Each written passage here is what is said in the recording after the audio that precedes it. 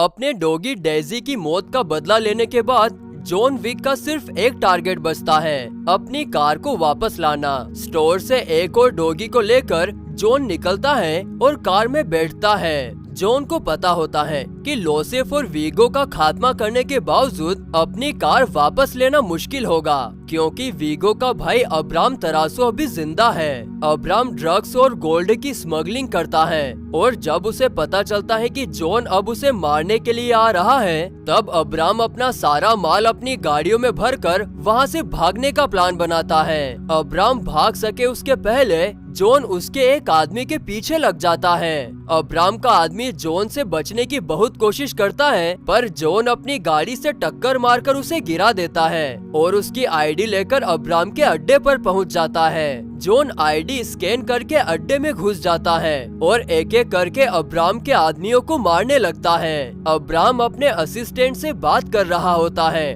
और उसे बताता है कि जॉन विक कोई आम इंसान नहीं है, हम उसे हल्के में नहीं ले सकते। जॉन विक जितनी हिम्मत और ताकत किसी और आदमी में नहीं। एक बार जॉन ने 3 आदमियों को एक पेंसिल से मार दिया था, एक नॉर्मल पेंसिल से।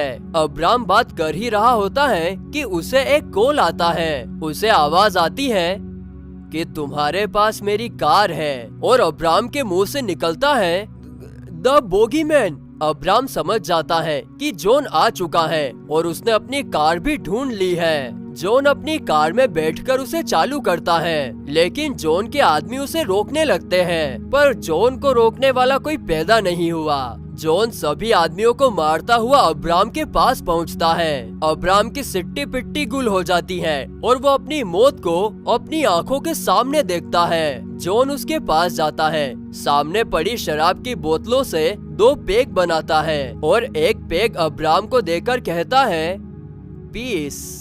अब्राम कहता है कि क्या तुम्हारे जैसे आदमी के साथ शांति बनाई जा सकती है? जॉन कहता है क्यों नहीं। जॉन और अब्राम शांति समझौता करते हैं। इसके बाद अब्राम कहता है अपने रिटायरमेंट के मजे लो मिस्टर विक। जॉन अपनी टूटी फूटी कार लेकर अपने घर पहुंचता है। उसके बाद वो अपनी कार के आगे का ड्रॉवर खोलता है, जिसमें उसकी वाइफ हेलन की एक तस्वीर और एक लेटर होता है। यानी कि जॉन ने सैकड़ों लोगों की जान सिर्फ एक फोटो और एक लेटर के लिए ले ली। अगले दिन जॉन ओरिलियो को बुलाता है और अपनी कार रिपेयर करने के लिए दे देता है। इसके बाद जॉन अपने सारे हथियार वापस बेसमेंट में दफना देता है और सोचता है कि अब अपने नए डॉगी और हेलन की यादों के सहारे अपनी पूरी जिंदगी गुजार देगा। लेकिन अंडरवर्ल्ड में हैप्पी रिटायरमेंट कहाँ? रात में जॉन के घर पर अंडरवर्ल्ड डॉन सेंटिनो आता है। वो जॉन को अपना एक काम करने को कहता है। जॉन मना कर देता है। तब सेंटिनो उसे ब्लड मार्क दिखाता है जो जॉन ने सेंटिनो को दिया था। ये ब्लड मार्क जॉन ने तब दिया था जब सेंटिनो ने बुरे वक्त में उसकी मदद की थी। और अंडरवर्ल्ड में एक रूल होता है कि जिसे आपने ब्लड मार्क दे दिया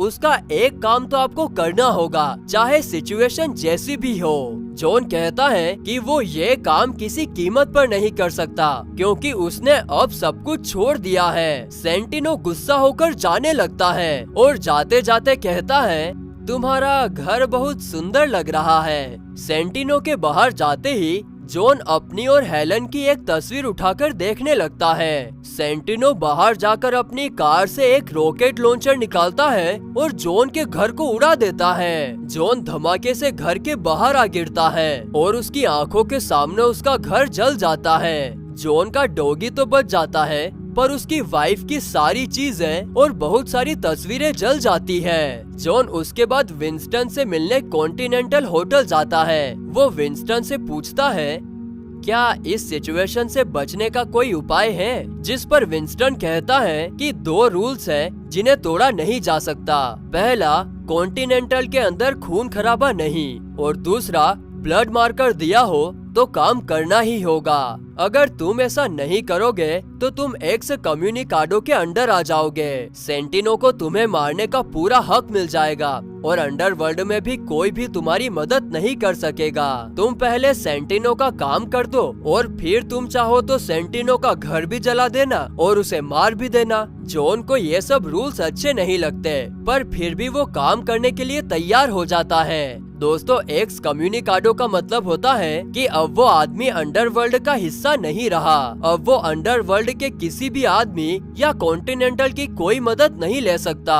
दुनिया का हर एक किलर और माफिया उसकी जान लेने की कोशिश करेगा। जॉन अपने डॉगी को कॉन्टिनेंटल में रखकर वहां से सेंटिनो से मिलने निकल जाता है। सेंटिनो के पास पहुंचकर जॉन उससे पूछता है कि उसे क्या काम करना होगा, जिस पर सेंटिनो कहता है कि तुम्हें मेरी बहन जियाना को मारना होगा। जॉन सरप्राइज हो जाता है और पूछता है कि तुम अपनी बहन को क्यों मरवाना चाहते हो। सेंटिनो बताता है कि अंडरवर्ल्ड की सबसे बड़ी पोजीशन यानी हाई टेबल में सिर्फ 12 सीट्स हैं और उसके पिता ने मरने के पहले अपनी सीट जियाना को दे दी, जबकि ये सीट सेंटिनो को मिलनी चाहिए थी। सेंटिनो खुद उसे नहीं मार सकता क्योंकि वो उसकी सगी बहन है। वो इस वक्त रोम में है और जल्द ही वो अपनी सीट संभाल लेगी। सेंटिनो चाहता है कि जियाना के सीट संभालने से पहले जॉन उसे मौत के घाट उतार दे और वो सीट अपने आप सेंटिनो को मिल जाए। जॉन मना करता है, पर सेंटिनो उसे कहता है कि ये काम करने के बाद तुम अपने ब्लड मार्कर के वादे से आजाद हो जाओगे। जॉन रेडी हो जाता है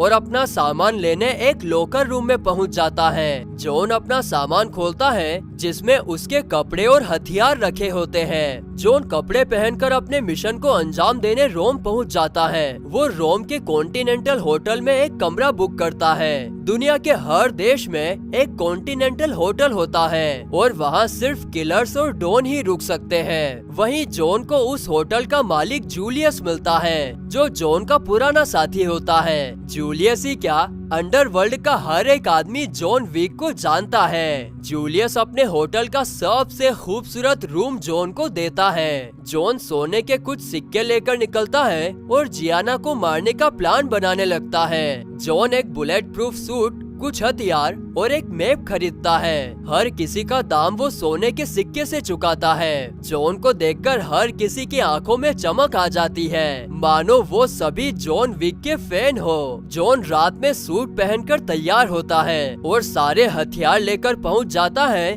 बाजू में बने एंटोनियो होटल में, जहां जियाना की ताजपोशी होने वाली होती है। जॉन मैप के हिसाब से खुफिया दरवाजे से एंट्री लेता है और चलते चलते रास्ते में अपने हथियार छिपाता जाता है। जॉन तो इस तरीके से हथियार छिपाता है कि जैसे उसे पता हो कि कब क्या होने वाला है। जियाना मिस्टर अकोनी नाम के एक आदमी से मिलती है। दरअसल अकोनी का एरिया जियाना के आदमियों ने कब्जा कर लिया होता है और अकोनी उसी सिलसिले में जियाना के पास आया होता है। जियाना उसकी एक भी बात से एग्री नहीं करती और उसे चलता कर देती है। होटल में पार्टी जोरों शोरों से चल रही होती है। अब कुछ ही देर में जियाना की ताजपोशी होने वाली है, इसीलिए जियाना नहाने चली जाती है। जॉन भी बाथरूम में पहुंच जाता है और उसके हाथों में हथियार देखकर जियाना समझ जाती है कि जॉन उसे ही मारने आया है। जियाना कहती है कि हम दोनों तो दोस्त हुआ करते थे, तुम मुझे मारना चाहते हो। जॉन कहता है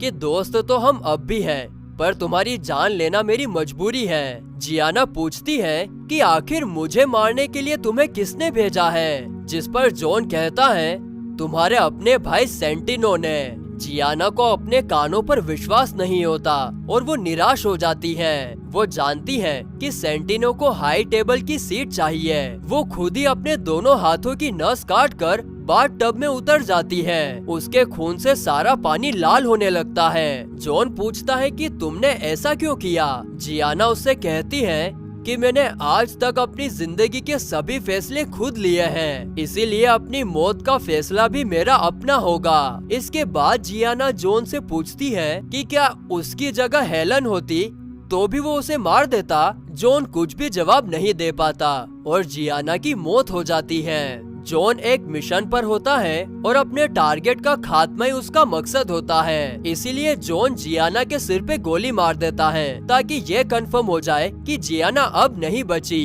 जॉन बाथरूम से बाहर निकलता है और पार्टी करते हुए लोगों के बीच से बाहर जाने लगता है। जियाना के बॉडीगार्ड कैसियन की नजर जॉन पर पड़ती है। वो जॉन को सूट में देखकर उससे पूछता है कि क्या तुम अभी भी बॉगीमैन का काम तमाम करते हो, जिस पर जॉन हामी भरता है। लेकिन कैसियन को पता होता है कि जॉन अपने फैसले नहीं बदलता। कैसियन को शक हो जाता है कि जॉन ने जियाना को मार दिया है और वहीं पर दोनों की लड़ाई हो जाती है। दोनों एक दूसरे पर फायर कर देते हैं, पर किसी को कुछ नहीं होता क्योंकि दोनों ने बुलेट प्रूफ सूट पहने होते हैं। जॉन का मिशन पूरा हो चुका होता है और वो किसी और को नहीं मारना चाहता, इसलिए वो वहाँ से भागने लगता है, पर जियाना के आदमी उसके पीछे लग जाते हैं। जॉन पार्टी के बीच में ही बड़ी ही चालाकी से सबको मारता जाता है और खुफिया रास्ते पर पहुँच जाता है। अभी भी कुछ लोग उसका पीछा कर रहे होते हैं, जिनका खात्मा जॉन रास्ते में छुपाए हुए अपने हथियारों से करता है और बाहर निकल जाता है। लेकिन रोड पर कैसियन उस पर गाड़ी चढ़ा देता है और वापस दोनों की लड़ाई शुरू हो जाती है।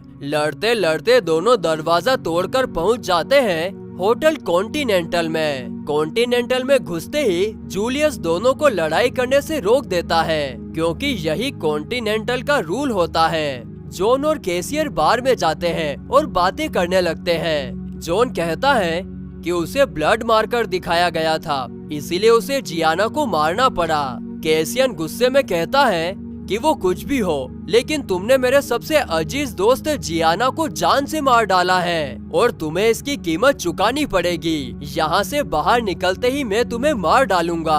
हाँ, लेकिन मैं तुम्हारे ऊपर एक फेवर जरूर करूंगा। मैं तुम्हें तड़पा तड़पा कर नहीं मारूंगा, सीधा ऊपर भेज दूंगा। जिसके जवाब में जॉन कहता है, हाँ मैं भी कुछ ऐसा ही सोच रहा था। अगले दिन सुबह जॉन जूलियस से मिलता है और होटल से चेकआउट करता है। इधर ये खबर सेंटिनो को लगते ही सेंटिनो जॉन विक पर $7 मिलियन का इनाम रख देता है, क्योंकि उसे पता होता है कि जॉन अब उसे मार डालेगा। $7 मिलियन का इनाम सुनकर आसपास के सारे किलर्स और माफिया एक्टिव हो जाते हैं। वो सब जॉन का शिकार करने के लिए तैयार हो जाते हैं। रोम से न्यूयॉर्क जाने के रास्ते में बहुत सारे किलर्स जॉन को मारने की कोशिश करते हैं, पर जॉन से अच्छा किलर कहाँ। जॉन एक एक को बड़ी बेरहमी से मारता है और सबको मार के जब वो ट्रेन में पहुंचता है तो उसका सामना कैसियन से होता है। जॉन और कैसियन के बीच तगड़ी फाइट होती है, लेकिन एंड में जॉन एक खंजर कैसियन के दिल में उतार देता है। जॉन कहता है